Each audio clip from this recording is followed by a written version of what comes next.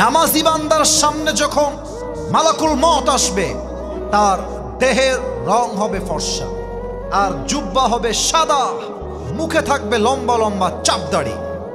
এসেই বলবে, ইয়া আইয়াতুহান নাফসুল মুতমাইন্না উখরুজি ইলা মাগফিরাতিল্লাহি ওয়া রিজওয়ানি। আমার হাত দেখেন, ফেরেশতা বলবে উখরুজি, এই বের হয়ে আসো। কোথায় ভাই, কোথায় যাব?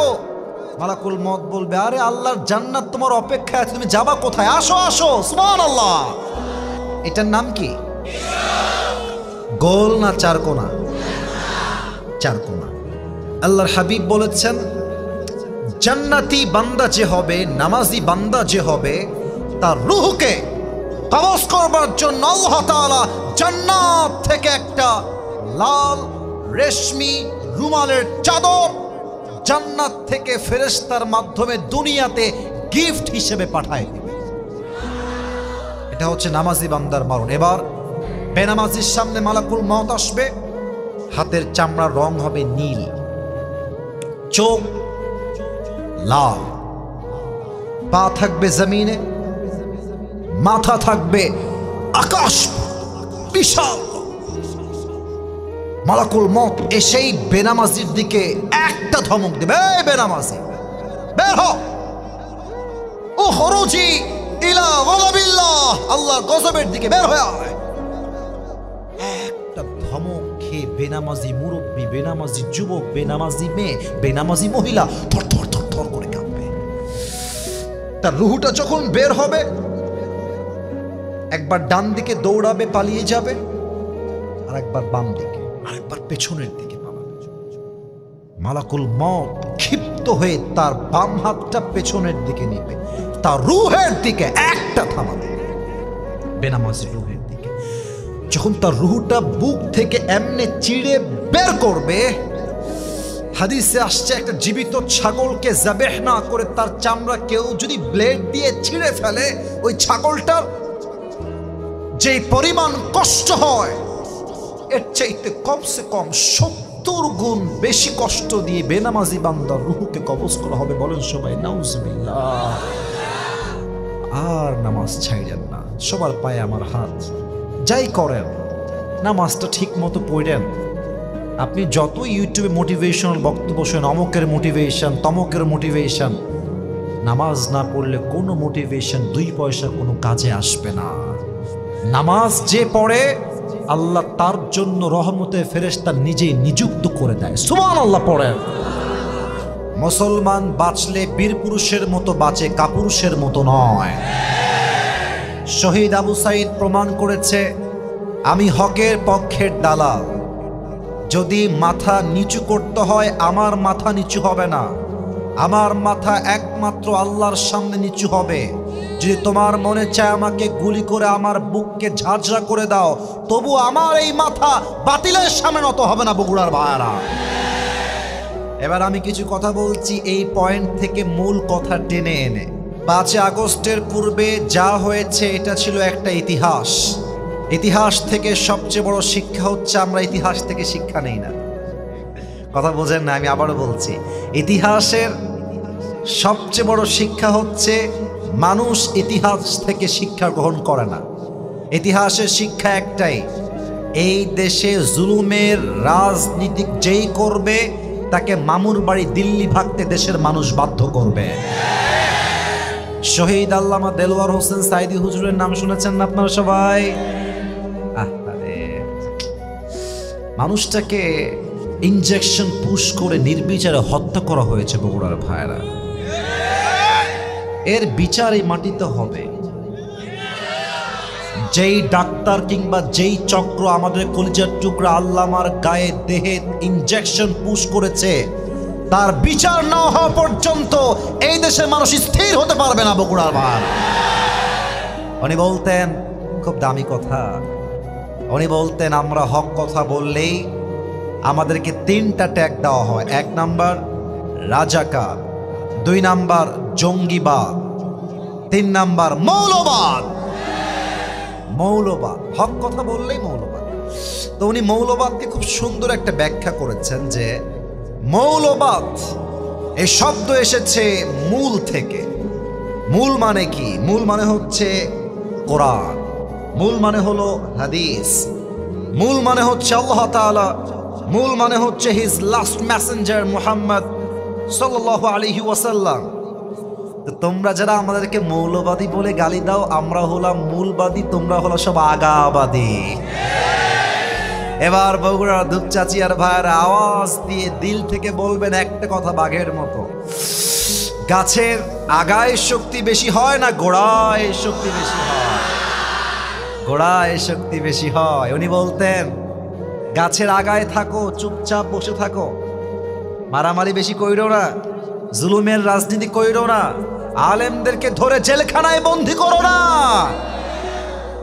যদি বেশি বাড়াবাড়ি করো 16 কোটি মানুষ গাছের গোড়ায় একটা ঝাঁকুনি দিবে, মামুর বাড়ি দিল্লি গিয়ে তোমরা পড়বা, দিল্লি গিয়ে তারা পড়েছে। ওনার প্রত্যেকটা কথা আজকে বাংলার মাটিতে বাস্তবে রূপ নিয়েছে। উনি বলেছিলেন গাড়ির চাকা অলওয়েজ উপরের দিকে থাকে না। আরে বেটা, গাড়ির চাকা ঘোরে বলেই তো গাড়ি চলে। তোমার দলের চাকা আজকে উপরে আছে বলে যারা আলেমদেরকে ধরছো, গুম করছো, জেলে দিচ্ছ, হত্যা করছো, মনে রেখো সময় কিন্তু এটাই শেষ নয়।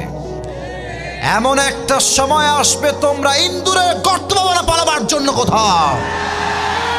তার প্রমাণ সালমান এফ রহমান দরবেশ বাবা, ইউটিউবে সার্চ করবেন, দেখবেন তাকে আদালতে উঠানো হচ্ছে, তার পক্ষে একটা আইনজীবী লড়বে। এত টাকার মালিক একটা আইনজীবী তার পক্ষে খুঁজে পাওয়া যাচ্ছে না। কি প্রমাণ পেয়েছেন এখানে? জালিমের পতন যখন সুনিশ্চিত হয়ে যায়, জালিম তখন ইন্দুরে গর্ত পায় না পালাবার জন্য। বগুড়ার ভাইরা, অতএব আগামীতে নির্বাচন হবে। আমি একটা কথা সব জায়গায় এখন বলছি, যেটা আমি আজকেও বলতে চাই, তবে আসিফ হুজুর হিসেবে না, দেশের একজন সিটিজেন হিসেবে, নাগরিক হিসেবে। যদি কেউ দ্বিমত পোষণ করে, সে আমার সঙ্গে দ্বিমত পোষণ করবে না, সে আল্লাহর কোরআনের সঙ্গে হাদিসের সঙ্গে দ্বিমত পোষণ করবে। So I hope you will go to agree, একমত আপনারা সবাই হবেন। প্রথম দাবি, যেহেতু আগামীতে এই দেশে নির্বাচন আবার হবে ইনশাআল্লাহ, আমাদের দাবি হচ্ছে দুইটা। প্রথম দাবি, আমরা আগামীতে এই দেশে কোনোভাবেই কোনো নারীকে প্রধানমন্ত্রী হিসেবে আর দেখতে চাই না। সব ঝামেলার মূল হচ্ছে এইটা। মহিলা যেমন ভালো তেমন ফিতনাও বটে। আল্লাহর হাবিব বলেছেন পৃথিবীতে সবচাইতে বড় ফিতনার নাম হচ্ছে নারী। আর এই নারীর হাতে যদি ক্ষমতা থাকে 16 বছর, দেশ তেনা তেনা হবেই যুবক ভাড়া, ঠিক কিনা বলো?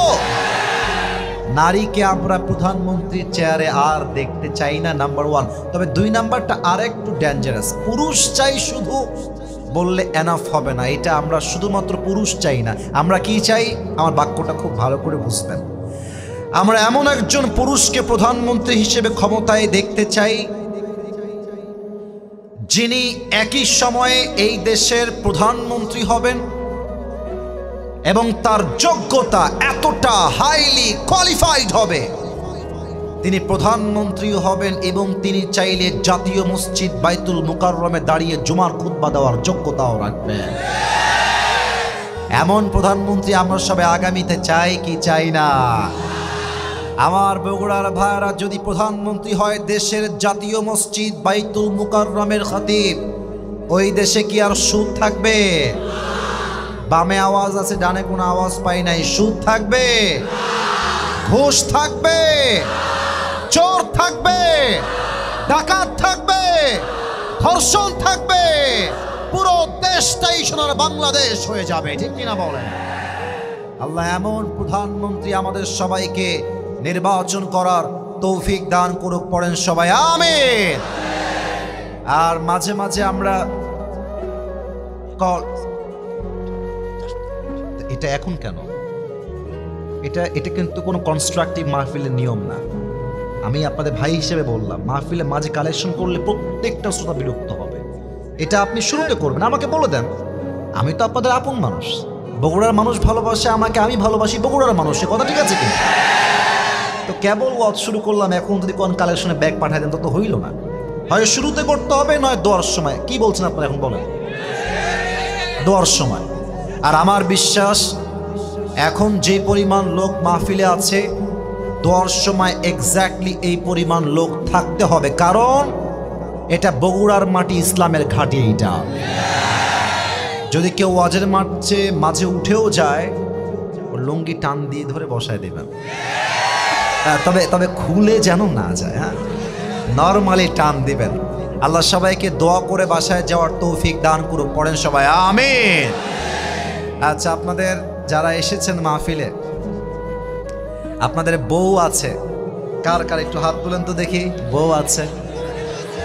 বউ আছে? আচ্ছা, বউ আছে, হাত নামান, হাত নামান। আপনাদের বউ নাই, সিঙ্গেল, কষ্টে আছো কারা কারা, তারা একটু হাত তোলো।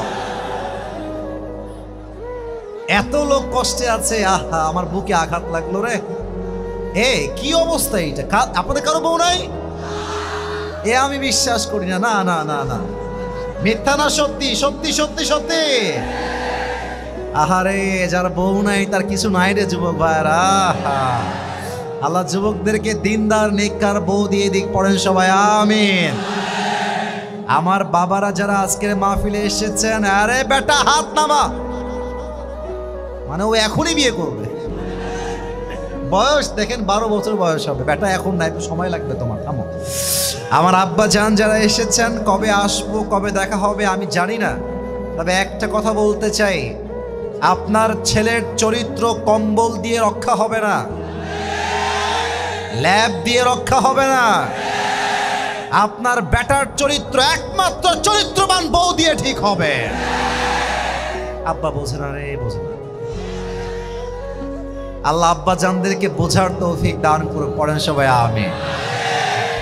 অনেক মেয়েকে দেখলাম আমাকে দেখে চিল্লাচ্ছে, বিয়ের বোনেরা, এগুলো ক্রেজ করা যাবে না। এগুলো অনেক ছেলে পেলে ভিডিও অন করে আছে, চিল্লাবেন আপনি ভালো নিয়াতে, হুজুরকে ভালো লাগে পছন্দ তাই, কিন্তু এটা মিডিয়াতে খুব নেগেটিভলি প্রচার হয়। আমরা চাই না মাহফিলের প্যান্ডেলের আশেপাশে মেয়েরা এসে ভিড় করুক। মানে মেয়েরা কি যে পাগলামি করে আমি মিডিয়ার সামনে বলতে চাই না। বোনেরা, মেহেরবানি করে এমন কোনো কাজ করবেন না যে কাজে আমাদেরকে কোনো সমালোচনার শিকার হতে হয়। তবে প্রত্যেকটা মেয়েকে আমি একজন ভাই হিসেবে বলছি, ভাই হিসেবে, আপনারা বিয়ের সময় টাকা পয়সা খুঁজা বাদ দিয়ে চরিত্রকে সবচেয়ে বেশি দাম দিয়েন প্রিয় বোন। এই জাস্ট টাকার জন্য আজকে হাজার হাজার যুবক তার পছন্দের মেয়েকে বিয়ে করতে পারে না। ওইটা টাকলা বিয়ে করে ভাগায় নিয়ে চলে যায়। মানে হোয়াট ইজ দিস? এটা কি? আমার মনে হয় মেয়েরা যদি চরিত্রবান যুবকের জন্য পাগল হয়ে যায়, টাকাকে মাইনাস করে দেয়, এই দেশে বিয়ের সংখ্যা বাড়বে, জেনার সংখ্যা কমে যাবে। বগুড়ার ভাড়া বোনেরাও বোঝে না, গাঞ্জাখোর পছন্দ করে, গাঞ্জাখোর। আল্লাহ আমার প্রিয় বোনদেরকে বোঝার তৌফিক দান করে। পড়েন সবাই আমিন। সময় যেহেতু খুব বেশি একটা নেই, আমরা সবাই মিলে 3টা তাকবীর দিব। প্রথম তাকবীর দিবেন প্রিয় বিবাহিত ভাইরা, সেকেন্ড তাকবীর দিবেন আমার প্রিয় সিঙ্গেল ভাইরা।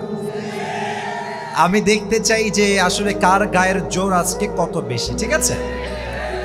আমার বিবাহিত ভাইরা মান সম্মান নষ্ট করবেন না। বিবাহিত ভাইরা একটা কাশি দেন। মাশাআল্লাহ, মাশাআল্লাহ, ইট ওয়াজ ফ্যান্টাস্টিক, মাশাআল্লাহ। চলবে, দেখা যাক বিবাহিতরা কেমন পারফরমেন্স করে আজকে। এই সিঙ্গেলরা চুপ থাকো, তোমরা এখানে মারামারি করবে না। বিবাহিত ভাইরা জোরের সরে তাকবীর দিবেন আমার সাথে। নারে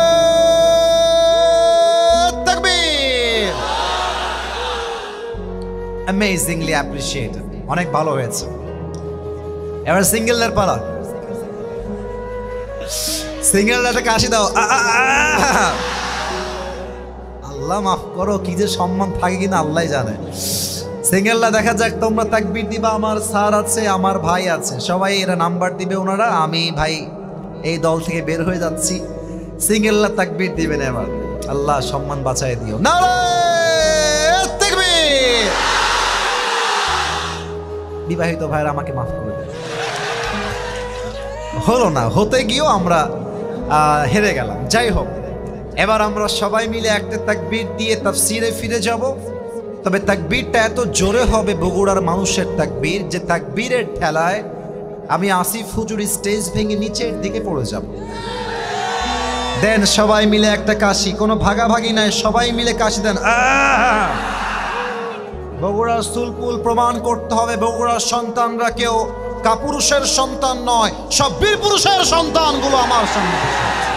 নারে তাকবীর, আল কোরআনের আলো।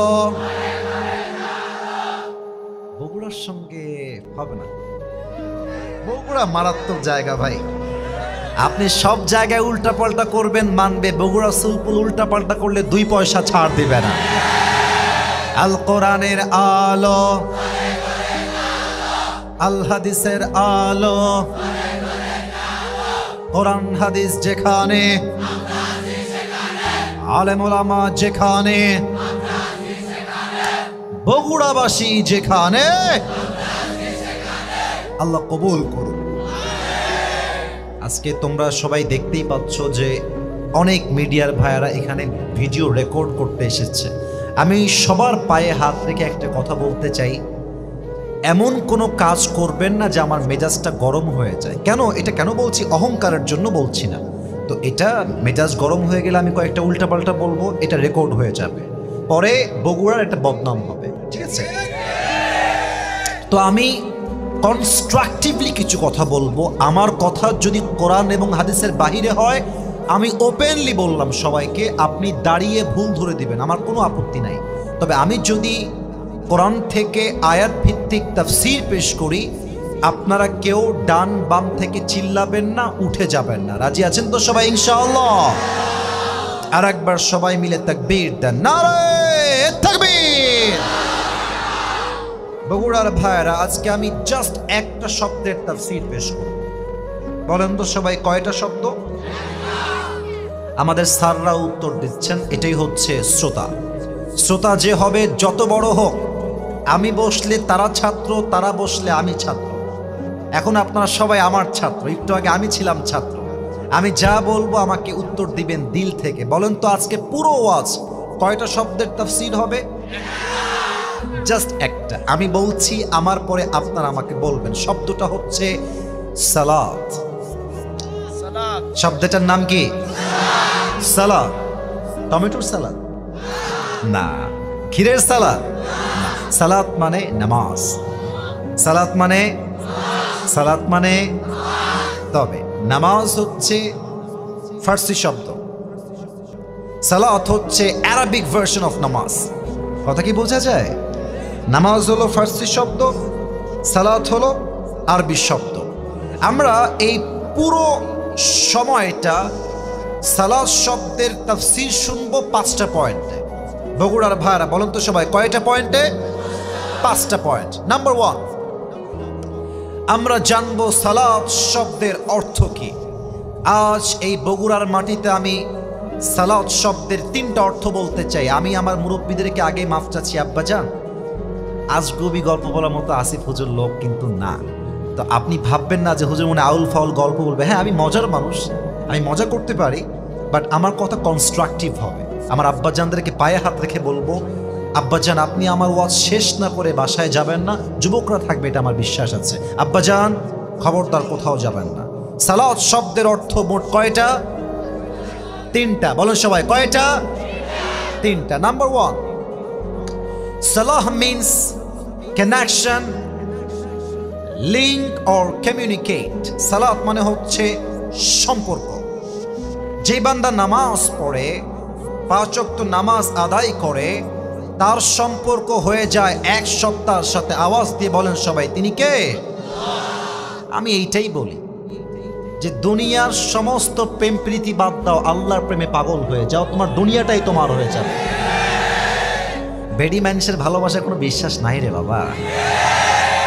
আজ তোমারে ভালোবাসবে, কালকে টাকা পাইলে একটা ব্যাটার অপশনের হাত ধরে ভেঙে যাবে। প্রমাণ হাজার হাজার হাজার হাজার প্রমাণ। অতএব সম্পর্ক দুনিয়ার সাথে নয়, সম্পর্ক হবে 1 সত্তার সাথে। তিনি কে?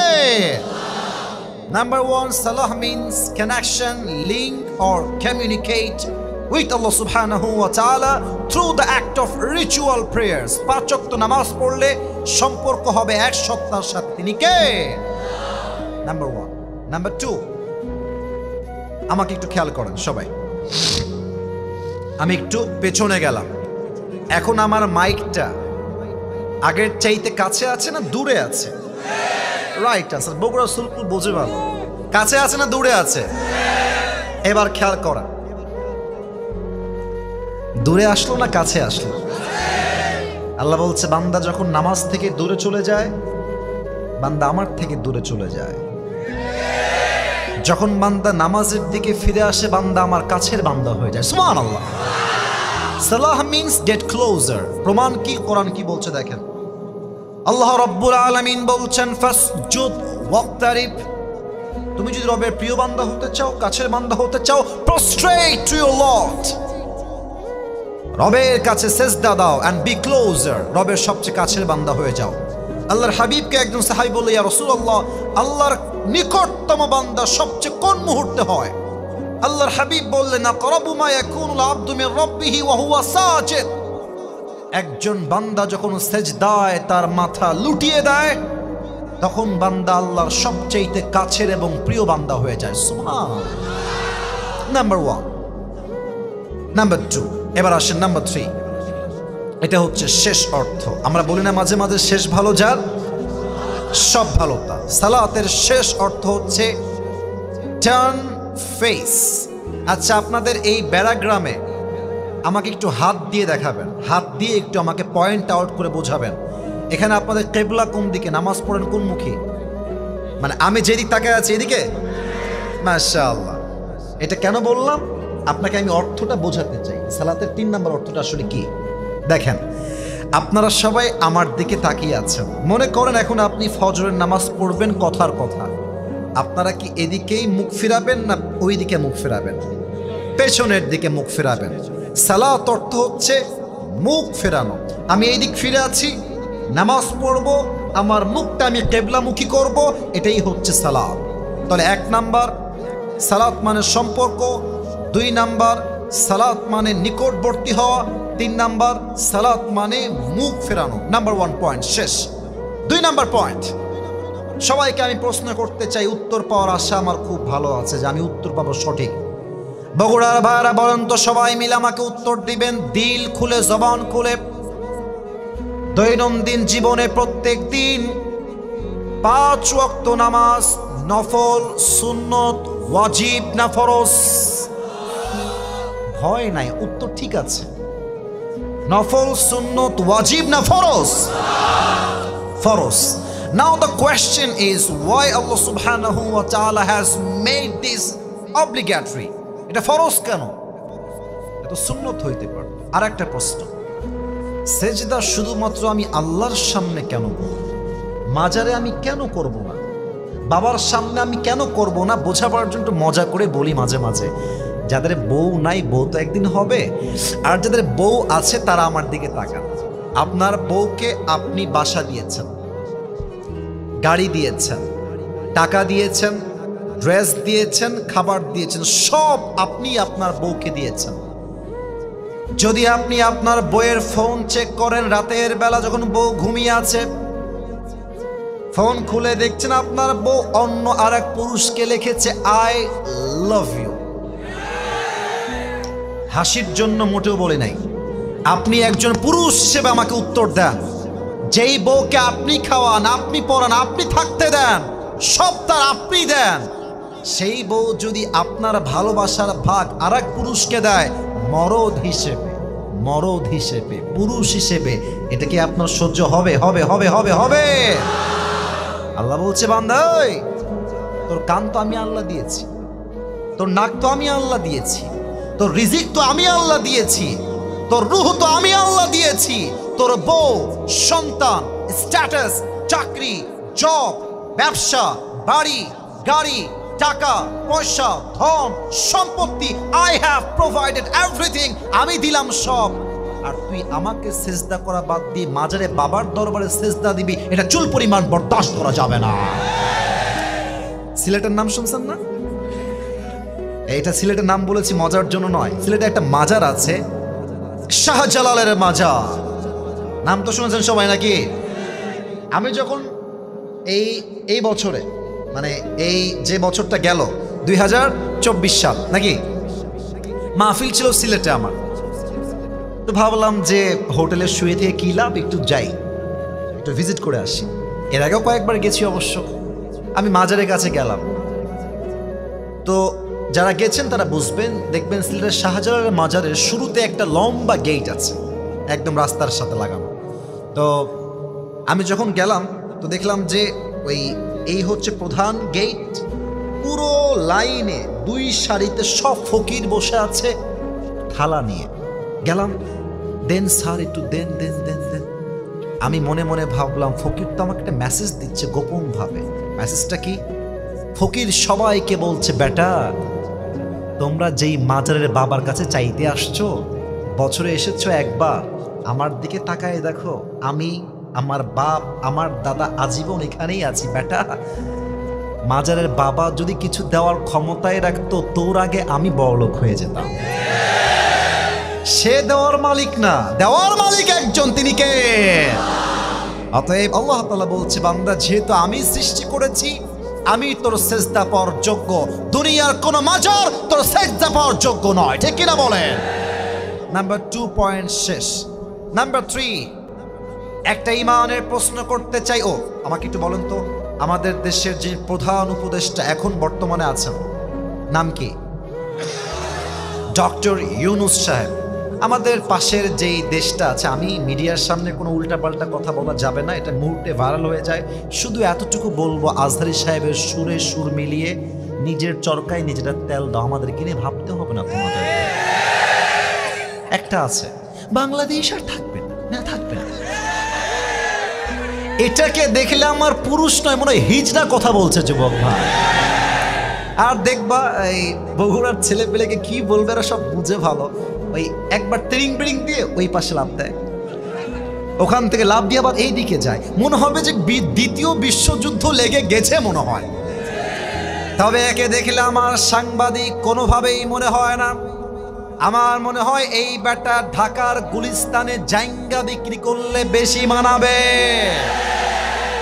বেটা কি কয়, বলে চট্টগ্রাম আমরা নিয়ে নিব, ফেনী আমরা নিয়ে নিব, বাংলাদেশ ফকির হয়ে যাবে। তো নিবি তো আয় আয় আয় আয়। ভারতের কুলাঙ্গারদেরকে সাইজ করবার জন্য কাউকে লাগবে না, বগুড়ার সন্তানরা এরাফ হয়ে যাবে। সাংবাদিক বেটা, তোর তো জীবনের ভয় নাই রে। বাংলাদেশকে ভাবে যে ডক্টর ইউনূস সাহেব তো ভদ্র মানুষ, পাঞ্জাবি পরে, কোটি পরে, ভেরি ডিসেন্ট পারসন। ইন্ডিয়া ভাবে এই তো সুযোগ, ভদ্র মানুষ ক্ষমতার চেয়ার পেয়েছে। বেটা উনি ভদ্র হতে পারেন, আমরাও ভদ্র, তবে আমরা জায়গা মতো ভদ্র। যেখানে বাঁশ দেওয়া লাগে আমরা বাঁশও দিতে পারি। যুবক ভাই, আমাদের সঙ্গে লাগতে এসো না। পানির স্রোত যতই স্থির হোক, পানির শক্তি যদি কেউ কম ভাবে, হি ইজ অ্যাবসলিউটলি রং। পানির স্রোত যখন শুরু হয়ে যায়, পানির উত্তাল ঢেউ যখন একবার শুরু হয়ে যায়, এই পানি পাহাড়কে ভেঙ্গে চূর্ণ বিচূর্ণ করে দেয়। এখন অনেকে বলবে, হুজুর আমাকে বলবে যে হুজুর বোকা, বাংলাদেশ কত ছোট, ইন্ডিয়া কত বড়, তাদের কত সেনাবাহিনী, আমাদের তো কয়েকটা সেনাবাহিনী। বেটা আমাকে বুঝাইতে আইসো না, তাদের সেনাবাহিনী কয়েক লাখ হতে পারে, আমাদের মাত্র 50,000 হতে পারে। বাট পার্থক্য সংখ্যায় নয়, পার্থক্য এক জায়গায়। তাদের সেনাবাহিনীর হৃদয়ে আল্লাহর ঈমান নাই, আমাদের সেনাবাহিনীতে আল্লাহর ঈমান আছে। আর একজন ঈমানদার যুবক হাজার হাজার কাফেরকে কতল করবার জন্য একাই যথেষ্ট হয়ে যাবে বগুড়ার ভাইরা। আচ্ছা, আল্লাহ বলছেন কি দেখেন, আল্লাহ রাব্বুল আলামিন বলছেন, আল্লাযীনা ইম্মাক্কান্নাহুম ফিল আরদি আকামুস সালাত। ইসলামী খেলাফত যখন হবে, দেশের প্রধানমন্ত্রী যখন কেউ নির্বাচিত হবেন, তার প্রথম কাজ কি? তার প্রথম আইন জারি করতে হবে, আল্লাহর এই জমিনে 5 ওয়াক্ত নামাজ অপশনাল নয়, 5 ওয়াক্ত নামাজ বাধ্যতামূলক। আপনারা বলেন তো বাংলাদেশের রাজধানীর নাম কি? জোরে বলেন, কি নাম? এই তোমরা ঢাকার গাজীপুরের নাম শুনছো? দেখেছো সবাই, তাই না? আপনারা দেখবেন গাজীপুরের রাস্তা দিয়ে যখন যাবেন, চতুর্পাশে খালি ফ্যাক্টরি আর ফ্যাক্টরি, বিশাল বড় বড় ফ্যাক্টরি। ফ্যাক্টরির প্রত্যেকটা গেইটে লম্বা ব্যানার করে লেখা থাকবে আল্লাহর বিধান, নামাজ নাই চাকরি আউট হয়ে যাবে। আজান হবে জোহরের আজান, জাতীয় সংসদে প্রধানমন্ত্রী হবে ইমাম। জোহরের আজান হবে, স্কুলের প্রধান শিক্ষক হবে ইমাম। জোহরের আজান হবে, কলেজের ভাইস চ্যান্সেলর হবে ইমাম। জোহরের আজান হবে, থানার কমিশনার হবে ইমাম। এই যদি হয় দেশের প্রত্যেকটা জায়গার চরিত্র, চোর, ডাকাত, চাঁদাবাজ, ঘুষখোর, সুদখোর দেশ থেকে বিদায় নিতে বাধ্য হবে। অতএব নামাজ এটা অপশনাল নয়, প্রত্যেকটা জায়গা আইন কায়েম হবে। নামাজ নাই যার চাকরি হবে না তার, ঠিক কিনা বলেন? 3 নাম্বার পয়েন্ট শেষ, বাকি আছে আর কয়টা? আপনারা যেভাবে বসে আছেন আর যেভাবে আমাকে শুনছেন, এটা প্রমাণ হয়ে গেল মিডিয়ার সামনে, সবার সামনে বগুড়ার সন্তানরা কোরআনকে কলিজার থেকে ভালোবাসে। 4 নাম্বার পয়েন্ট একটু ভালো করে বুঝবেন। আগে দলিলটা দিয়ে দেই। 21 নাম্বার পারার 1 নাম্বার পৃষ্ঠার 2 নাম্বার লাইন, সূরাতুল আনকাবুতের 45 নাম্বার আয়াত। Allah says in this ayah, inna salata tanha anil fahsha'i wal munkar. If you perform the salah, then definitely salah will protect yourself from every kind of adultery things. নামাজ যে পড়ে তাকে অশ্লীল কাজ থেকে বাঁচিয়ে দেয় একজন, তিনি কে? এখন প্রশ্ন করবে মুরব্বী আব্বাজান, যুবক ভাইরা, হুজুর কথা আপনার ঠিক আছে, তবে আমার একটা প্রশ্ন আছে। আমি তো অনেক মুরব্বীকে দেখেছি মসজিদের সভাপতি টাটকা সুদখোর। না, আমি মিথ্যা বলেছি? আছে আছে আছে আছে আছে। 5 আগস্টের পরে ইতিহাস চেঞ্জ হয়ে গেছে। আমাদের কথা একটা, কোন সুদখোর, ঘুষখোর মাদ্রাসা, মসজিদ, মাহফিলের সভাপতি হওয়ার কোনো যোগ্যতাই রাখবে না বগুড়ার ভাইরা। এখন প্রশ্ন, হুজুর যে সুদ খাচ্ছে সেও তো 5 ওয়াক্ত নামাজ পড়ে, যেই যুবকটা রাতের আধারে পর্নোগ্রাফি দেখে সেই যুবকটাও 5 ওয়াক্ত নামাজ পড়ে। তাহলে 5 ওয়াক্ত নামাজ পড়ে সে অন্যায় থেকে বাঁচতে পারলো না কেন? এটার উত্তর আমরা সবাই চাই। উত্তরটা আমি দিচ্ছি, 3টা উত্তর। আমার দিকে তাকাই বলেন, কয়টা উত্তর? 1, নামাজ আমরা পড়ি, দেহ থাকে মসজিদে, আর যুবক মনে মনে ভাবে এই তো আমার গার্লফ্রেন্ড একটা মেসেজ দিল বলে। আছে না নাই? বলো বলো বলো বলো। আমার আব্বা নিজেও একজন খতিব আর ইমাম, প্রায় 25 বছর যাবত আমার আব্বা ইমাম এবং খতিব। তো সেই দিন অক্টোবর মাসে দেখবেন বগুড়ার ভাইয়ারা যে না শীত না গরম, গরম শীত দুইটা একসাথে। তা আমি আব্বুর মসজিদে জোহরের নামাজটা পড়তে গেলাম অ্যাজ এ মুসল্লি হিসেবে। আমার আব্বা আল্লাহু আকবার নামাজ শুরু করে দিয়েছে। আমি একজন মুসল্লি হয়ে পেছনের দিকে এমনি দাঁড়িয়ে আছি হাত বেঁধে। আমার ডান পাশে একজন মুরব্বী, সেও নামাজ পড়ছে আমার সাথে মুসল্লি হয়ে। যুবকদের গায়ের রক্ত একটু বেশি গরম। এক যুবক নামাজ পড়তে আসছে জোহরের নামাজ, ওর আবার গায়ে একটু গরম বেশি। নামাজের মধ্যে সেই ঠাস করে ফ্যানের সুইচটা অন করে দিয়েছে। আর আমার ডান পাশের মুরব্বী নামাজের মধ্যেই বলছে, ফ্যানটা বন্ধ করে দাও। নামাজের মধ্যেই বলছে ফ্যানটা বন্ধ করে দাও। আচ্ছা বলেন, নামাজে মনোযোগ থাকলে এই কথা কি সে বলতে পারতো? আর ওই যে কইলো নামাজের মধ্যে ফ্যানটা বন্ধ করে দাও, নামাজ কি আছে না গেছে? গেছে। আর একটা কথা বলি, মজার গল্প। আমার এক বন্ধু, এক মসজিদের ইমাম। আসরের নামাজ কয় রাকাত? এই যে কথা কয় না, কয় রাকাত? 4 রাকাত। আমার বন্ধু 3 রাকাত পড়ে আল্লাহু আকবার হাত বেঁধেছে। আমার বন্ধুর মসজিদের সভাপতি নাম্বার 1 ঠ্যাটা, খুবই ঠ্যাটা, ঘাড় বেঁকা। সে মনে মনে ভাবছে না 4 রাকাত হয়ে গেছে, হুজুর মনে হয় ভুল করে উঠে গেছে। বসে বসে বলছে আল্লাহু আকবার আল্লাহু আকবার এমনে। আর পাশে ছিল সেক্রেটারি, বলছে উঠ রে, 3 রাকাত হয়েছে উঠ। আর মুয়াজ্জিন কত মূর্খ, গ্রামের সাধারণ মানুষ তো। মুয়াজ্জিন সাহেব বলছে না না 3 রাকাত হয়েছে, আপনারা সবাই ওঠেন। এবার আপনি কম, সভাপতি, সেক্রেটারি, মুয়াজ্জিন, কারো নামাজ কি আছে? এই যে এরা কথা কয়, তোমরা আমার সাথে কথা কও না, আছে? শেষ, নামাজ পড়ছে, নামাজে মনোযোগ নাই। আজীব একটা কথা। 1 নাম্বার। 2 নাম্বার, নামাজ আমরা পড়ছি আল্লাহু আকবার, সুবহানাকাল্লাহুম্মা ওয়া বিহামদিকা ওয়া তাবারাকা ইসমুকা ওয়া তাআলা জাদ্দুকা ওয়া লা ইলাহা গায়রুক। Do you know the meaning of ইট?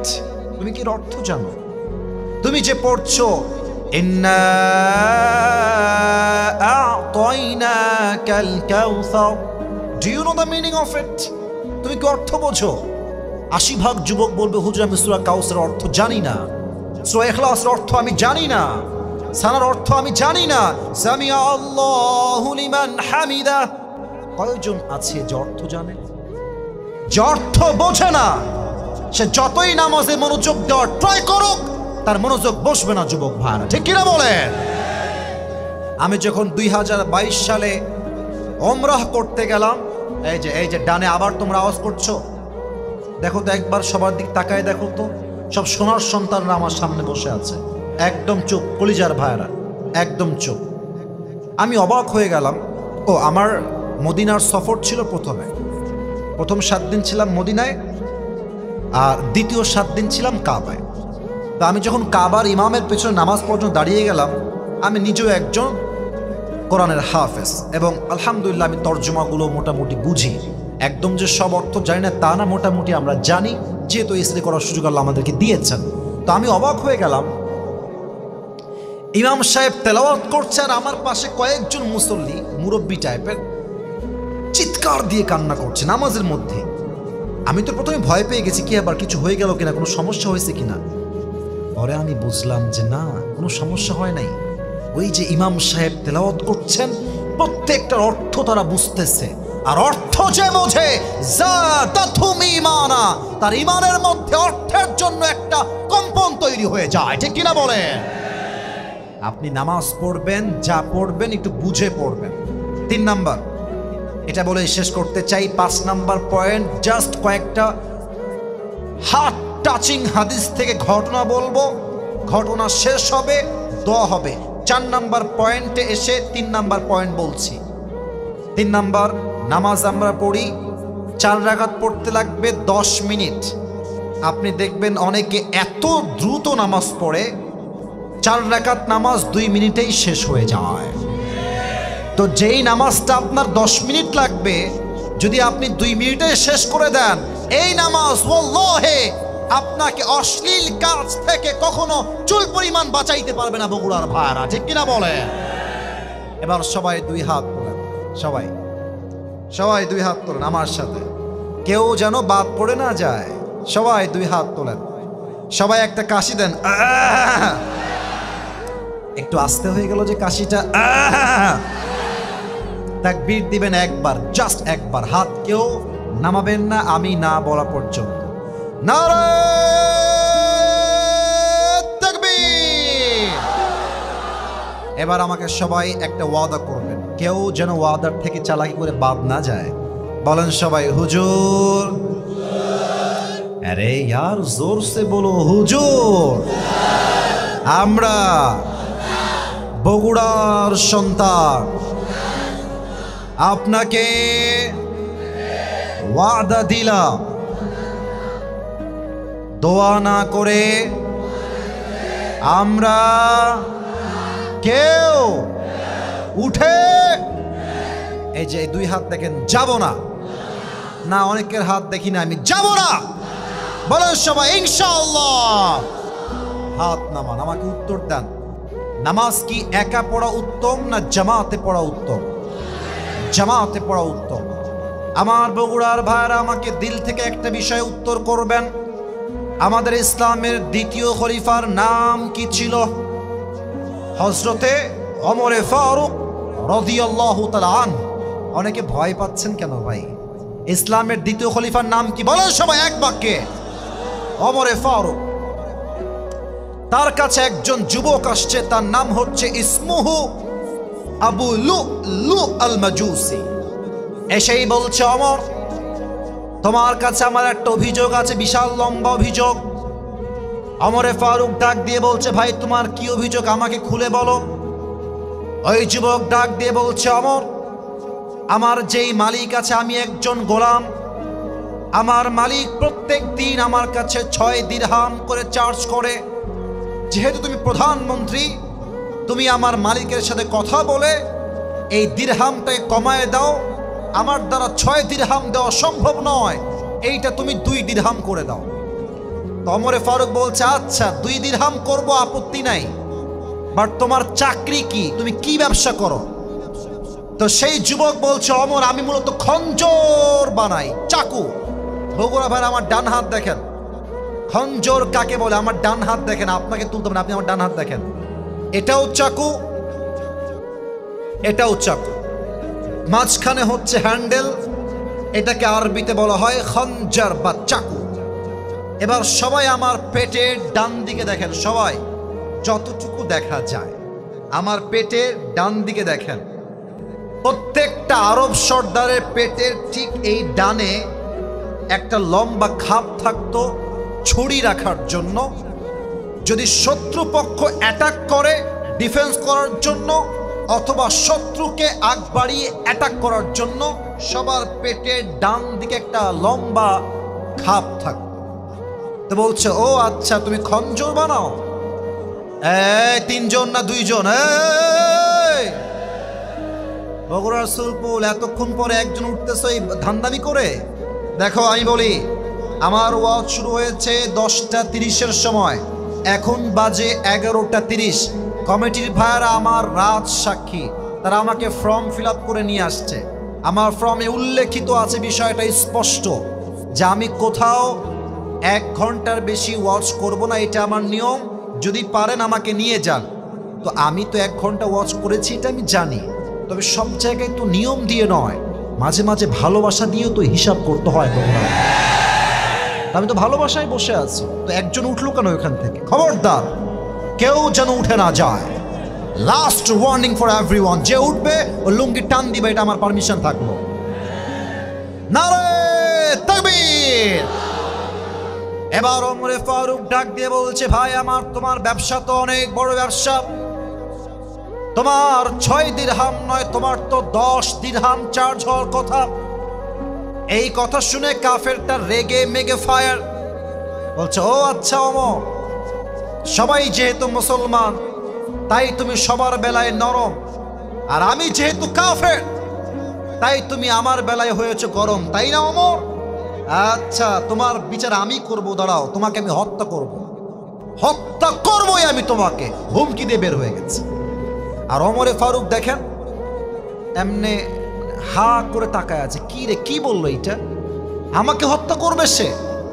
এত বড় হুমকি আমাকে দিল সে? বের হয়ে গেছে।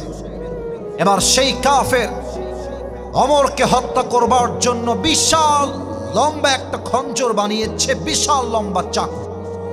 এবার চাকুটা নিয়ে সে পেটের, ওই যে বলেছিলাম পেটের ডান দিকে লুকিয়ে রেখেছে। এখন ওমরকে সে হত্যা করবে, কেমনে হত্যা করবে আমি একটু বুঝাই বলি, প্র্যাকটিক্যালি অভিনয় করে। বগুড়ার ভাইরা বলেন তো, শীতকালে ঠান্ডা লাগলে আমরা কি মুড়ি দেই? রাইট আনসার, বলেন সবাই, কি মুড়ি দেই? এই যে আমার ভাই চাদর পরে আছে, তো দেখেন সে কি করেছে, একটা চাদর নিয়ে 2 দিকে ঝুলিয়েছে। চাদরের উপরে পিঠটা একদম এই কপালের ভ্রু পর্যন্ত দিয়েছে, আর চাদরের ডান পাটটা এমনি নিয়ে পুরো মুখ এমনে ঢেকে ফেলেছে। চোখ ছাড়া কিছুই দেখা যায় না। ছদ্মবেশে মুনাফেকের রূপে ওমরে ফারুকের পেছনে নামাজ পড়বার জন্য সে চলে আসছে একজন মুসল্লি হয়ে। ওমরে ফারুক ডাক দিয়ে বলছে, সফু সুফুফাকুম, কাতার সোজা করো, কাঁধে কাঁধ মিলিয়ে দাঁড়াও, আল্লাহু আকবার। নামাজ শুরু হয়ে গিয়েছে। ওমরে ফারুক সানা পড়েছেন, সূরা ফাতিহা পড়েছেন, কিরাত পড়েছেন, আল্লাহু আকবার। রুকুতে গিয়েছেন। যখন তিনি রুকুতে গিয়েছেন, পেছন থেকে আবু লু আল মাজুসি এক লাফ দিয়ে সামনের দিকে চলে আসছে আর তার চাদরটাকে এমনি খুলে উড়াই দিচ্ছে আর পেটের ডান দিক থেকে খঞ্জরটা বের করে সোজা ওমরে পেটের ডান দিক থেকে শুরু করে এমনি একটা কোপ দিয়েছে, আবার একটা কোপ দিয়েছে, আবার একটা কোপ দিয়েছে। তিনটা কোপে ওমরের পেট কেটে সব নাড়ি ভুঁড়িগুলো বাহিরে বের হয়ে গেছে। আর ওমরে ফারুক চিৎকার দিয়ে বলছেন, কতালানি আল কাল, আমাকে একটা কুকুর হত্যা করেছে, কে আছে আমাকে বাঁচাও। অজ্ঞান হয়ে পড়ে গেছে। আর সেই কাফের ওমরকে ছুরির আঘাত করে সামনের কাতার থেকে দৌড় দিয়ে পেছন দিয়ে পালিয়ে যাচ্ছে। সাহাবীরা ওমরের চিৎকার শুনে বুঝে গেছে সামথিং ইজ রং। যখন সে পালিয়ে যাবে, হাদিসে আসছে, এই মনে করো আওয়াজ আসছে না, আওয়াজ আসছে, ধৈর্যের পরিচয় দিচ্ছে, ভালোবাসার সঙ্গে চুপ হও।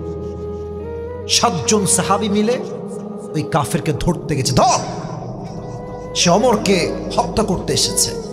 7 জন মিলে যেই তাকে ধরতে গেছে, ডান হাত দেখেন, ওই কাফের ডান হাতে ছুরি দিয়ে সামনে যাকে পেয়েছে 7 জন সাহাবী, কারো গলা কেটে গেছে, কারো বুক ফেটে গেছে, কারো পেট কেটে গেছে, নাড়ি ভুঁড়ি বের হয়ে গেছে। 7 জন সাহাবী ওই কাফেরের ছুরির আঘাতে জায়গায় স্পট ডেথ, জায়গায় শহীদ হয়ে গেছে। একটু পর যখন নামাজ শেষ হয়েছে, সাহাবীরা সবাই মিলে ওমরে ফারুকের কাছে দৌড় দিয়ে এসেছে। ডাক্তাররাও আসছে। ডাক্তাররা বলছে, এই জলদি করে পানি নিয়ে আসো, পানি পানি পানি পানি নিয়ে আসছে। ওমরে ফারুককে ডাক্তাররা, আমাকে দেখেন, ওমরে ফারুক শুয়ে আছে এমনি, ডাক্তাররা পেছন থেকে 2 হাত দিয়ে ভর করে ওমরে ফারুককে এমনি তুলেছে উপরের দিকে, 2 ঠোঁট উপরে, নিচে একটু দিয়ে হালকা মুখটা বের করেছে আর পানির একটা পেয়ালা নিয়ে মুখে পানি দিয়েছে। ইস, আমি হাদিসটা আপনাকে আমি কোন ভাষায় বলবো, আমার কাছে কোনো, I can't express that, I don't have any language, আমার কাছে কোনো ভাষা নাই। যখন মুখে পানি দিয়েছে, গলা দিয়ে পানিটা নেমে, বুক দিয়ে পানিটা নেমে, পেট এমন ভাবে কেটে গেছে, সবগুলো পানি পেট দিয়ে গল গল করে রাস্তায় বের হয়ে পড়ে গেছে। ডাক্তাররা বলছে পানি দিয়ে কাজ হবে না, দুধ দুধ দুধ নিয়ে আসো। দুধ নিয়ে আসছে। ওমরে ফারুককে আবার উঠিয়েছে, মুখে দুধ দিয়েছে এক ঢোক। দুধটা গলার ভিতর দিয়ে নেমে, বুক দিয়ে নেমে, 2 পেট কেটে সবগুলো দুধ রাস্তায় গলিয়ে গলিয়ে পড়ে গেছে। আহা, এই দৃশ্য সাহাবীরা সচক্ষে দেখে কারো চোখে কেউ পানি আটকাতে পারে নাই। সবাই বুঝে গেছে ওমরে ফারুক হয়তোবা আর ফিরে আসবে না, শেষ। সবাই আফসোস করছে, একটাবার যদি শেষবারের মতো একবার যদি কথা বলতে পারতাম, একবার যদি কথা বলতে পারতাম, একবার যদি চোখটা তিনি খুলতেন।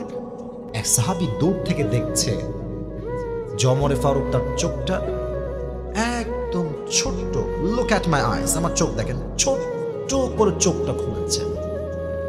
ওই সাহাবী একা দেখেছে, কেউ দেখে নাই, খেয়াল করে নাই। দৌড় দিয়ে আসছে ওমরের কাছে, মালা খাইয়া ওমর, হে ওমর, আপনার কি হয়েছে, আপনার কি লাগবে, আপনি আমাকে বলেন। ওমরে ফারুক মুখ দিয়ে একটা কথাও বলছেন না, বলছে শোনো, তোমার কানটা আমার মুখের কাছে নিয়ে আসো। ওই সাহাবী দৌড় দিয়েছে, কানটা ওমরের মুখের কাছে দিয়েছে। ভাবছে ওমরে ফারুক হয়তো আমাকে বলবে, এই সাহাবী, আমার ধন সম্পত্তি দেখে রেখো, বউকে দেখে রেখো, বাচ্চাকে দেখে রেখো, হয়তো এটাই তার শেষ ওসিয়ত হবে। না, যখনই তিনি কানটা বাড়িয়েছেন, ওমরে ফারুক তার জীবনের শেষ মুহূর্তে একটা কথা বলেছেন, আসল্লান নাস, আসল্লান নাস। এই সাহাবী, আমাকে আগে একটা বিষয় উত্তর দাও। আমি ওমর যেই নামাজের ইমাম হওয়া অবস্থায় অজ্ঞান হয়েছিলাম, আমার অজ্ঞান হওয়ার পরে সেই নামাজটা জামাতের সঙ্গে আদায় হয়েছে কিনা? এই বগুড়ার ভাইরা, আপনি হাদিসটা বুঝলেন? একটা মানুষের পেট কেটে নাড়ি ভুড়ি সব বাহিরে বের হয়ে গেছে। কোন মানুষ? যাকে আল্লাহর হাবিব দুনিয়াতেই জান্নাতের টিকিট দিয়ে চলে গেছেন। এই মানুষটা নামাজ পড়লেও কি না পড়লেও কি, সে তো জান্নাতের টিকিট তার হাতে চলে আসছে। এই মানুষটা মৃত্যুর শেষ মুহূর্তে নামাজের কথা জিজ্ঞেস করে এটাই প্রমাণ করেছে, নামাজ নাই যার, মুসলমান হওয়ার যোগ্যতা সে রাখে না। যুবক ভাই আমার, মিজানুর রহমান আজহারি হুজুরের নানা শ্বশুর তোমরা অনেকেই চিনবা, এটা বলেই ফেললাম। ওনার নাম হচ্ছে গোলাম সরওয়ার সাইদি হুজুর। তোমরা ফেসবুকে সবাই দেখেছো, নাম হয়তো অনেকে না জানতে পারো, বাট দেখেছো তোমরা সবাই। উনি একটা কথা প্রায় বলতেন ফেসবুকে, টিকটকে, ইনস্টাগ্রামে, ইউটিউবে, এমন কোথাও নেই যে হুজুরের ওয়াজটা যুবকের কানে যায় নাই। উনি বলতেন, নামাজ নাই যার, ঈমান নাই তার। বলেন বলেন কথা ঠিক আছে কিনা বলেন। নামাজ নাই যার, মুসলমান হিসেবে পরিচয় দেওয়া কোনো যোগ্যতার নাই বগুড়ার ভাড়া, ঠিক কিনা বলে? নামাজ হচ্ছে মুসলমানদের জীবনের সবচেয়ে বড় পরিচয়। এখানে অনেক মাহফিলে অনেক যুবক মুরব্বীরা এসেছেন। আমি আসিফ, এখন যদি স্টেজ থেকে নেমে গিয়ে, আমি কাউকে রাগানোর জন্য মাফ চাচ্ছি, পায়ে হাত রেখে ভালোবেসেই বলছি, যদি আমি নেমে যাই এখান থেকে, আমি কয়েকজনের পকেটে যদি হাত দিই, পকেটে হাত দিই, অনেকের পকেট থেকে এখন বিড়ির প্যাকেট বের হবে। বিশ্বাস করেন, বানাই বলি নাই। ইভেন এখানে অনেকে এমন আছেন, এখান থেকে বের হয়ে যাবে, দেখবেন মোড়ের মধ্যে গিয়ে হাসতেছেন, হাসির জন্য বলি নাই। ইভেন অনেক যুবক এখানে আছে, রাতের বেলা গিয়ে আজান পর্যন্ত চ্যাটিং করবে আর গার্লফ্রেন্ডের সঙ্গে কথা বলবে, আজান হবে, ঘুমিয়ে যাবে, ফজরের নামাজটাও সে পড়বে না। নামাজি বান্দার সামনে যখন মালাকুল মওত আসবে, তার দেহের রং হবে ফর্সা, আর জুব্বা হবে সাদা, মুখে থাকবে লম্বা লম্বা চাপদাড়ি, এসেই বলবে, ইয়া আইয়াতুহান নাফসুল মুতমাইন্না উখরুজি ইলা মাগফিরাতিল্লাহি ওয়া রিজওয়ানি। আমার হাত দেখেন, ফেরেশতা বলবে, উখরুজি, এই বের হয়ে আসো। কোথায় ভাই, কোথায় যাব? মালাকুল মওত বলবে, আরে আল্লাহর জান্নাত তোমার অপেক্ষায় আছে, তুমি যাবা কোথায়? আসো আসো, সুবহানাল্লাহ। আচ্ছা, টিস্যু আছে? এটার নাম কি? ওয়াজ কিন্তু শেষের দিকে ভাইয়েরা, একদম কথা জোরে বলতে হবে। এটার নাম কি? গোল না চারকোনা? চারকোনা। আল্লাহর হাবিব বলেছেন, জান্নাতি বান্দা যে হবে, নামাজি বান্দা যে হবে, তার রূহকে কবজ করবার জন্য আল্লাহ তাআলা জান্নাত থেকে একটা লাল রেশমি রুমালের চাদর জান্নাত থেকে ফেরেশতার মাধ্যমে দুনিয়াতে গিফট হিসেবে পাঠায় দিবে। এটা হচ্ছে নামাজি বান্দার মরণ। এবার বেনামাজির মৃত্যু বলবো, বলেই দোয়ার দিকে যাব। আপনারা এত ভদ্র এবং এতটা মনোযোগী, বিশ্বাস করেন, বগুড়ায় মনোযোগী শ্রোতা পাওয়া এটা আমাদের সৌভাগ্যের বিষয়, কারণ বগুড়ার ছেলে একটু চঞ্চল বেশি হয়। আজকে তারা তাদের সমস্ত চঞ্চলের যে অভ্যেসটা আছে সবকে মাইনাস করে ভদ্রতার প্রমাণ দিয়েছে বগুড়ার ভাইয়ার আমার। বেনামাজির সামনে মালাকুল মওত আসবে, হাতের চামড়ার রং হবে নীল, চোখ লাল, পা থাকবে জমিনে, মাথা থাকবে আকাশ, বিশাল। মালাকুল মত এসেই বেনামাজির দিকে একটা ধমক দেবে, এই বেনামাজি বের হ, ও খরুজি ইলা গযাবিল্লাহ, আল্লাহর গজবের দিকে বের হয়ে আয়। একটা ধমক খেয়ে বেনামাজি মুরব্বী, বেনামাজি যুবক, বেনামাজি মেয়ে, বেনামাজি মহিলা থর থর থর থর করে কাঁপবে। তার রুহুটা যখন বের হবে, একবার ডান দিকে দৌড়াবে, পালিয়ে যাবে, আর একবার বাম দিকে, আরেকবার পেছনের দিকে পালাবে। মালাকুল মত ক্ষিপ্ত হয়ে তার বাম হাতটা পেছনের দিকে নিবে, তার রুহের দিকে একটা থামাবে, বেনামাজির রুহের দিকে। যখন তার রুহটা বুক থেকে এমনে চিড়ে বের করবে, হাদিসে আসছে একটা জীবিত ছাগলকে জাবেহ না করে তার চামড়া কেউ যদি ব্লেড দিয়ে ছিঁড়ে ফেলে, ওই ছাগলটার যে পরিমাণ কষ্ট হয়, এর চাইতে কমসে কম 70 গুণ বেশি কষ্ট দিয়ে বেনামাজি বান্দার রুহুকে কবজ করা হবে। বলেন সবাই নাউজুবিল্লাহ। আর নামাজ ছাইড়েন না। সবার পায়ে আমার হাত, যাই করেন নামাজটা ঠিক মতো পড়েন। আপনি যত ইউটিউবে মোটিভেশনাল বক্তব্য শোনেন, অমকের মোটিভেশন, তমকের মোটিভেশন, নামাজ না পড়লে কোনো মোটিভেশন 2 পয়সা কোনো কাজে আসবে না। নামাজ যে পড়ে আল্লাহ তার জন্য রহমতে ফেরেশতা নিজেই নিযুক্ত করে দেয়। সুবহানাল্লাহ পড়েন।